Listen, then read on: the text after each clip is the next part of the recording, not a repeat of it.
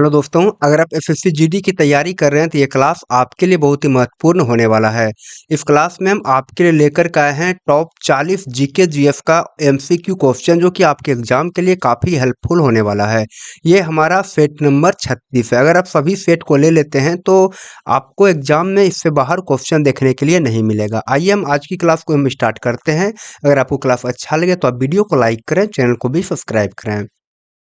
आज का पहला क्वेश्चन बोला गया है कि कर्म ही पूजा है, यह कथन किसका है? तो कर्म ही पूजा है, यह जो कथन है यह महात्मा गांधी का कथन है। आपका जो उत्तर यहाँ पे होगा वह ए नंबर सही हो जाएगा। अगर हम अगला क्वेश्चन की बात करेंगे तो आगे है, नेत्रावती नदी किस ओर बहती है? तो नेत्रावती नदी जो है किस ओर बहती है यह आपसे पूछा है। तो नेत्रावती नदी जो है पश्चिम की ओर बहती है। किधर? तो पश्चिम की ओर बहती है। और ये किस राज्य में बहती है नेत्रावती नदी? तो आपको याद रखना है कि यह जो है कर्नाटक राज्य में बहती है नेत्रावती नदी। अच्छा, अगर आपसे पूछ लिया जाए कि नेत्रावती नदी का उद्गम स्थल कहाँ पे है, तो यह है इसका उद्गम स्थल पश्चिमी घाट। कहाँ पे? तो पश्चिमी घाट जो है इसका उद्गम स्थल है। और अगर हम बात कर लें तो ये कहाँ जाकर के विलुप्त होती है, कहाँ जाकर के मिलती है, तो यह जो है अरब सागर में। कहाँ पे? तो अरब सागर में जो है जाकर के मिल जाती है। अगला क्वेश्चन आगे आपसे पूछा गया है कि नंदी हिल्स किस शहर के पास बसा है? तो नंदी हिल्स जो है कहाँ पे? तो मैसूर शहर के पास बसा है। और ये मैसूर कहाँ पे है? तो यह जो है कर्नाटक में ही है। कहाँ पे है? तो कर्नाटक में है मैसूर। अगला क्वेश्चन आगे है, कन्नड़ भाषा के आदि कवि कौन थे? आपसे पूछा यहाँ पे कि कन्नड़ भाषा के आदि कवि कौन थे, तो आपका जो उत्तर यहाँ पे हो जाएगा वह हो जाएगा पंपा। क्या होगा? तो पंपा जो है कन्नड़ भाषा के आदि कवि थे। और आपको याद रखना है, आपसे ये भी पूछा जा सकता है कि आदि पुराण के रचयिता कौन है? किसका? तो आदि पुराण के रचयिता कौन है? तो आदि पुराण के जो रचयिता हैं वह जो है पंपा ही हैं। अगला क्वेश्चन आगे है, गंग वंश की प्रथम राजधानी कहाँ थी? तो गंग वंश की जो प्रथम राजधानी थी वह कहाँ पे? तो कोलार कर्नाटक में जो है गंग वंश की प्रथम राजधानी थी। लेकिन कोलार के बाद इसकी राजधानी कहाँ चला गया ये भी आपसे पूछेगा। तो इसकी जो दूसरा या बाद की राजधानी जो है इसका था कहाँ पे? तो तलकाड़। कहाँ पे? तो दूसरा राजधानी इसका या बाद की राजधानी कहाँ पे? तो तलकाड़ था। अगला क्वेश्चन आगे है, एक माइक्रो फैराड कितने फैराड के बराबर होता है? तो एक माइक्रो फैराड जो होता है वह 10 पर पावर 6 6 फैराड के बराबर होता है। आपका जो उत्तर यहाँ पे होगा 10 पर पावर 6 बिल्कुल सही हो जाएगा। और आपको ये भी याद रखना है कि ये जो फैराडे होता है यह क्या है? तो यह जो है एक इकाई होता है। और ये किसका इकाई होता है? तो यह जो है विद्युत धारिता की इकाई होता है। किसका इकाई होगा ये? तो विद्युत धारिता की इकाई होता है फैराडे। आपको ये भी याद रखना है। अगला क्वेश्चन आगे है, कौन सा गैस चूने के पानी को दूधिया कर देता है? तो ये जो गैस कौन सा होगा जो चूने के पानी को दूधिया कर देता है? तो आपको देखिए एक समीकरण बता रहे हैं, याद रखना है। ये जो चूना का पानी होता है उसका फॉर्मूला होता है कैल्शियम हाइड्रा ऑक्साइड। और अगर कैल्शियम हाइड्रा ऑक्साइड से प्रवाहित कर देंगे हम कार्बन डाइऑक्साइड गैस को, तो ये बनाएगा कैल्शियम कार्बोनेट। और पानी का जो रंग होगा उसका, पानी का रंग कर देगा ये दूधिया। तो आपको यहाँ से पता चल गया होगा कि चूने के पानी को जो है दूधिया कौन करता है? तो कार्बन डाइऑक्साइड जो है चूने के पानी को दूधिया कर देता है। अगला क्वेश्चन आगे है, नागा अर्जुन सागर परियोजना किस नदी पर है? तो नागा अर्जुन सागर परियोजना जो है यह कृष्णा नदी पर है। कहाँ पे? तो कृष्णा नदी पे है। और नागा अर्जुन सागर परियोजना है कहाँ पे? ये तेलंगाना और आंध्र प्रदेश के बॉर्डर पर है। आपको ये भी याद रखना है। अगला प्रश्न है, राष्ट्रीय रासायनिक प्रयोगशाला कहाँ पर स्थित है? तो राष्ट्रीय रासायनिक प्रयोगशाला जो है यह महाराष्ट्र के पुणे में स्थित है। आपको याद रखना है। और राष्ट्रीय रासायनिक प्रयोगशाला की जो स्थापना है वह जो है 1950 ईस्वी में किया गया था। आपको ये भी याद रखना है। हम अगला प्रश्न की बात करेंगे तो आगे है, पोलियो वायरस की खोज 1908 ईस्वी में किसने किया था? तो पोलियो वायरस का जो खोज है वह जो है कार्ल लैंडस्नर और इरविन पोपर ये दोनों ने मिल करके किया था। इसलिए आपका उत्तर जो है ऑप्शन नंबर यहाँ पे सी बिल्कुल सही हो जाएगा। अगला प्रश्न आपसे पूछा है कि अरब सागर की रानी किसे कहा जाता है? तो अरब सागर की जो रानी है वह जो है कहाँ किसे तो कोचिन नगर को कहा जाता है। किसे तो कोचिन नगर को कहा जाता है और ये कहाँ पे है? तो यह जो है केरल में है। कहाँ पे? तो केरल राज्य में स्थित है। और आपको याद रखना है कि केरल राज्य को जो है मसालों की रानी भी कहते हैं क्योंकि यहाँ पे मसाला का उत्पादन सबसे अधिक होता है। अगला प्रश्न आगे है अंतर्राष्ट्रीय गांधी शांति पुरस्कार के तहत जो है कितनी राशि पुरस्कार स्वरूप दी जाती है? तो अंतर्राष्ट्रीय गांधी शांति पुरस्कार के तहत जो है 1 करोड़ रुपया जो है पुरस्कार के राशि के तौर पर दिया जाता है। अगला प्रश्न आगे है मोटर कार का आविष्कार किसने किया? तो मोटर कार का जो आविष्कार है वह जो है कार्ल बेंज ने किया था। किसने किया था? कार्ल बेंज ने किया था और ये एक इंजीनियर थे और ये कहाँ के? तो जर्मन इंजीनियर थे। आपको याद रखना है जर्मन इंजीनियर थे और इसने जो है 1885 ईस्वी में जो है मोटर कार का आविष्कार किया था। अगला प्रश्न है सबसे दुर्बल क्षार क्या है? आपसे पूछा है यहाँ पे कि सबसे दुर्बल क्षार क्या है? तो आप पहले समझेंगे क्षार का मतलब क्या होगा। तो वैसा यौगिक जो जल में घुल करके OH- देता है उसे कहते हैं हम क्षार। और जो जल में घुल करके ज्यादा देगा क्या? तो जो जल में घुल करके ज्यादा देगा OH- आयन उसे हम कहते हैं प्रबल। प्रबल क्षार कह देंगे हम उसको। और जो जल में घुल करके कम मात्रा में देगा OH- आयन उसे हम कहते हैं दुर्बल। उसको कहते हैं दुर्बल क्षार। आपको ये बात पता चल गया। और यहाँ पे आपसे पूछा है कि सबसे दुर्बल क्षार कौन है? तो यहाँ देखिएगा NaOH है। यहाँ पे OH है तो ये जल में घुल करके OH- आयन देगा। यहाँ भी OH है ये भी जल में घुल करके OH- देगा। और वैसे भी NaOH सोडियम हाइड्रोक्साइड और पोटेशियम हाइड्रोक्साइड जो है ये होता है प्रबल क्षार। लेकिन ये अमोनिया का फॉर्मूला होता है NH3। लेकिन आप बताएं हमें क्या अमोनिया NH3 में OH- है क्या? OH आयन है क्या? तो OH जब है ही नहीं केवल H है यहाँ पे तो ये क्या जल में घुल करके OH- देगा? तो ये नहीं देगा। इसलिए हम इसे सबसे दुर्बल क्षार कहेंगे अमोनिया को। आपका उत्तर यहाँ पे अमोनिया सही होगा। अगला क्वेश्चन आगे है चीन में लाल क्रांति कब हुई थी? आपसे पूछा है कि चीन में लाल क्रांति कब हुई थी? तो चीन में लाल क्रांति जो है 1949 ईस्वी में हुआ था। कब हुआ था? तो 1949 में हुआ था। और इसका नेतृत्व कौन किया था? इसका नेतृत्व जो है माओ तसे तुंग ने किया था। चीन में लाल क्रांति का नेतृत्व आपको ये भी याद रखना है। अगला प्रश्न आगे है पुलकेशिन द्वितीय ने जो है हर्षवर्धन को किस नदी पर पराजित किया था?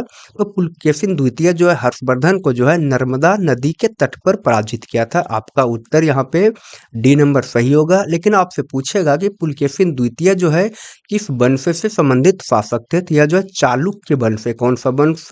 तो चालुक्य वंश से संबंधित शासक थे।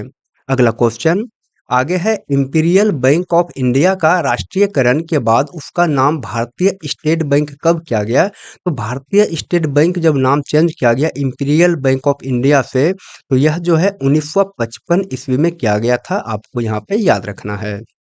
अगला प्रश्न आगे है किसी देश की आर्थिक वृद्धि का उत्तम मापांकन क्या होता है?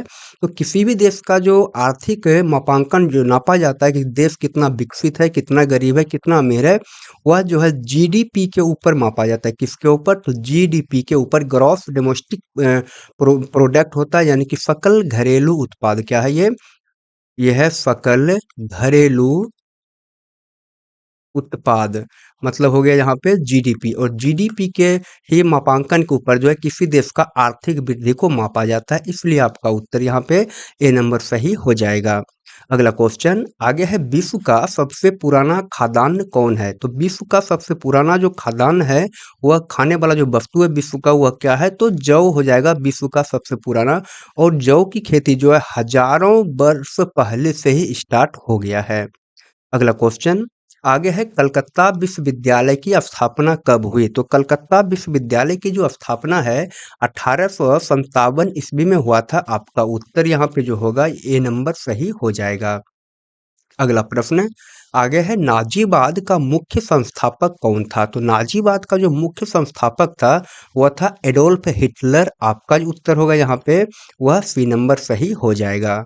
अगला क्वेश्चन आगे है पानी का अनुभार कितना होता है? तो आपसे पूछा है कि पानी का अनुभार कितना होता है, ये आपको बताना है। तो पानी का जो फ़ॉर्मूला होगा, रासायनिक सूत्र होता है, वह होता है H2O। अब आप इसका अनुभार निकाल सकते हैं। तो हाइड्रोजन का जो भार होगा, परमाणु भार, वह होता है 1 ग्राम, और कितना हाइड्रोजन है? तो 2 गो हाइड्रोजन है, तो आप 2 से गुणा कर दीजिए। प्लस ऑक्सीजन का जो अनुभार होता है, वह होता है 16 ग्राम, और इस ग्राम को हम एएमयू भी कहते हैं, इसलिए आप कंफ्यूज नहीं होंगे। यहाँ पे हो जाएगा आपका 2 ग्राम प्लस 16 ग्राम, तो टोटल क्या निकल कर के आएगा? तो ये आएगा निकल कर के 18 ग्राम, आप इसको कह दीजिए, या तो 18 एएमयू कह दीजिए आप, या तो आप इसी को 18 यू भी कह सकते हैं। आपको तीनों में से कोई भी ऑप्शन होगा, तो आपको केवल याद रखना है कि 18 एएमयू या 18 ग्राम या 18 यू जो है पानी का अनुभार होता है। अगला प्रश्न आगे है, भारत का सबसे बड़ा, यहाँ पे सबसे बड़ा इलेक्ट्रोनेगेटिव तत्व कौन है? यहाँ पे देखिए पूछा आपसे कि सबसे बड़ा इलेक्ट्रोनेगेटिव तत्व कौन सा है? तो वह जो होगा तत्व, उसका नाम है फ्लोरीन। क्या हो जाएगा? फ्लोरीन हो जाएगा। और फ्लोरीन का प्रतीक जो होता है, वह होता है एफ। और अगर हम बात कर लें इसकी परमाणु संख्या की, तो परमाणु संख्या इसका होता है 9। अगला प्रश्न आगे है यहाँ पे कि मोमबत्ती की लौ का बाहरी भाग किसकी मौजूदगी के कारण जो है नीला दिखाई पड़ता है? तो मोमबत्ती का जो लौ होगा, उसको बाहरी भाग को आप देखेंगे तो आपको नीला जलता हुआ दिखाई देगा। और किसके कारण? तो हवा की पर्याप्त मात्रा या ऑक्सीजन की पर्याप्त मात्रा के कारण ही जो है उसकी लौ जो है नीला दिखाई देता है मोमबत्ती की। अगला प्रश्न आगे है, पित्त का उत्सर्जन किसके द्वारा होता है? तो पित्त का जो उत्सर्जन होगा, आपको याद रखना है, यह जो है पित्त का उत्सर्जन जो है यकृत के द्वारा होता है। और ये रहता कहाँ पे? आपसे पूछेगा कि पित्त का पित्त रस का या पित्त का भंडारण कहाँ पे होता है? तो इसका भंडारण जो है पित्ताशय में होगा। कहाँ पे होगा? तो इसका भंडारण पित्ताशय में होता है। और ये पित्ताशय में तो होता है, लेकिन ये जो पित्त रस होता है, ये किस काम में आता है? तो यह भोजन को पचाने के काम में आता है। और मुख्य रूप से यह जो है वसा का पाचन करता है। आपको याद रखना है कि वसा का पाचन कौन करता है? तो पित्त करता है। यह स्रावित कहाँ से होता है? तो यकृत से। रहता कहाँ पे है? तो पित्ताशय में रहता है। आपका उत्तर यहाँ पे जो है ए नंबर सही हो जाएगा। अगला प्रश्न आगे है, जैन धर्म के संस्थापक किसे माना जाता है? तो जैन धर्म के संस्थापक या प्रथम तीर्थकर, आप इसे याद रखेंगे कौन है? तो ऋषभ देव हो जाएंगे। कौन हैंगे? तो ऋषभ देव यहाँ पे सही हो जाएगा। और जैन धर्म के जो है, अगर हम बात कर लें अंतिम तीर्थकर तीर्थकर कौन थे? तो ये थे पार्श्वनाथ। अगला क्वेश्चन आगे है, यहूदी धर्म की स्थापना किसने किया था? तो यहूदी धर्म की जो स्थापना है, वह जो है किसने किया था? तो पैगंबर मूसा ने यहाँ पे किया था यहूदी धर्म की स्थापना। आपको यहाँ पे याद रखना है। अगला क्वेश्चन आगे है, संपूर्ण क्रांति का नारा किसने दिया था? तो संपूर्ण क्रांति का जो नारा है, वह जयप्रकाश नारायण ने दिया था। कौन दिया था? तो जयप्रकाश नारायण ने दिया था 1974 में जो है पटना के गांधी मैदान में। आपको याद रखना है, पटना के गांधी मैदान में एक भाषण दिया था उसने, जिस भाषण का नाम था संपूर्ण क्रांति। और वहीं पे इस भाषण में ही जो संपूर्ण क्रांति का नारा दिया गया जयप्रकाश नारायण के द्वारा 1974 ईस्वी में। अगला प्रश्न आगे है, जोग गरफप्पा झरना किस राज्य में स्थित है? तो ये जो जोग गरफप्पा झरना जो है, यह किस राज्य में है? तो यह जो है कर्नाटक राज्य में है। कौन से राज्य में? तो कर्नाटक राज्य में है। और आपसे पूछा जाएगा कि ये कौन सी नदी पे है, तो आपको याद रखना है कि यह जो है शरावती नदी पे है। कौन सी नदी पे है? तो शरावती नदी पर ही बना है जोग गरफप्पा झरना। अगला क्वेश्चन आगे है, यहाँ पे एफिल टावर कहाँ स्थित है? तो एफिल टावर जो है वह फ्रांस के पेरिस में स्थित है। एफिल टावर कहाँ पे? तो फ्रांस के पेरिस में स्थित है एफिल टावर। अगला प्रश्न आगे है, मलेशिया का राष्ट्रीय खेल क्या है? तो मलेशिया का जो राष्ट्रीय खेल है, वह है बैडमिंटन। कौन है? तो बैडमिंटन। आपका उत्तर यहाँ पे सही होगा। अगला प्रश्न आगे है, गुट निरपेक्ष आंदोलन की स्थापना कब हुई? तो गुट निरपेक्ष आंदोलन की जो स्थापना है, वह 1961 ईस्वी में हुआ था। आपको याद रखना है। और ये 1961 ईस्वी में कहाँ पे हुआ था? तो ये जो है बेलग्रेड में। कहाँ पे? तो बेलग्रेड में हुआ था। और ये यूगोस्लाविया के बेलग्रेड में हुआ था 1961 में गुट निरपेक्ष आंदोलन की स्थापना। अगला प्रश्न आगे है वेदों की रचना किस भाषा में की गई थी? तो वेदों की रचना जो है किस भाषा में की गई थी ये आपसे पूछा है। तो यह जो है संस्कृत भाषा में किया गया था वेद की रचना। और अगर आपसे पूछ ले कि वेद की संख्या कितनी है, तो वेद की संख्या है 4। और ये 4 में कौन-कौन सा है? तो एक है ऋग्वेद, एक है आपका ऋग्वेद और दूसरा हो जाएगा सामवेद और तीसरा हो जाएगा यजुर्वेद और चौथा हो जाएगा अथर्ववेद। अगला प्रश्न आगे है जालियांवाला बाग नरसंहार के विरोध में किसने कैसर-ए-हिंद की उपाधि को लौटा दिया था? तो जालियांवाला बाग नरसंहार जो कि 1919 में हुआ था पंजाब के अमृतसर में जालियांवाला गांव में। हम कहाँ पे? पंजाब के अमृत अमृतसर गाँव में जो है जालियांवाला में हुआ था जालियांवाला नरसंहार। और कब हुआ था? 1919 में हुआ था। और यही जो नरसंहार हुआ था इसके विरोध में जो है महात्मा गांधी जी किसने? तो महात्मा गांधी ने जो है केसर-ए-हिंद की उपाधि को लौटा दिया था, जो कि इसे ब्रिटिश सरकार ने दिया था केसर-ए-हिंद की उपाधि महात्मा गांधी को, इसलिए इसने लौटा दिया था। अगला प्रश्न है आगे है साइमन कमीशन किसके शासनकाल में भारत आया था? तो साइमन कमीशन जो है यह लॉर्ड इरविन के शासनकाल में भारत आया था 1928 ईस्वी को। तो साइमन कमीशन जो है 1928 ईस्वी को भारत आया था लॉर्ड इरविन के शासनकाल में, जिसका कि जो है भारत में बहुत ही ज़्यादा विरोध हुआ था। और इसी विरोध में जो है लाठीचार्ज के दौरान लाला लाजपत राय कौन? तो लाला लाजपत राय की जो है यहाँ पे मृत्यु भी हो गया था। अगला प्रश्न आगे है किसके चारों ओर सबसे संक्रिय भूकंप की पेटी है? तो किसके चारों ओर पूछा है? तो प्रशांत महासागर के, या तो हिंद महासागर, या अटलांटिक महासागर, या तो आर्कटिक महासागर। किसके चारों ओर जो है सबसे सक्रिय भूकंप की पेटी है? तो आपको याद रखना यहाँ पे कि प्रशांत महासागर के जो है चारों ओर क्या है? तो सक्रिय भूकंप पेटी है, जिसे क्या कहते हैं? इसे जो है रिंग ऑफ फायर कहते हैं, आपको याद रखना है। रिंग ऑफ फायर इसे कहते हैं, आपको ये भी याद रखना है। अगला प्रश्न आगे है नदी के घुमावदार पथ से किस झील का निर्माण होता है? तो नदी के जो है घुमावदार पथ से जो जिस झील का निर्माण होता है उस झील को कहते हैं गोखुर झील। क्या कहेंगे? तो गोखुर झील इसे कहेंगे। आपका उत्तर यहाँ पे सी नंबर सही है।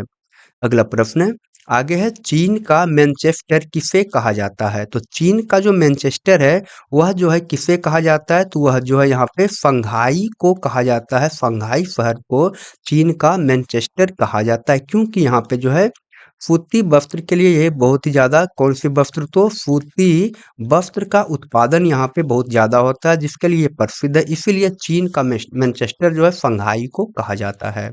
अगला प्रश्न आगे है मानचित्र में नदी को किस रंग से दिखाया जाता है? तो मानचित्र में आप अगर देखे होंगे तो नदी को जो है नीला रंग से दिखाया जाता है। आपका उत्तर यहाँ पे क्या होगा? तो डी नंबर सही होगा।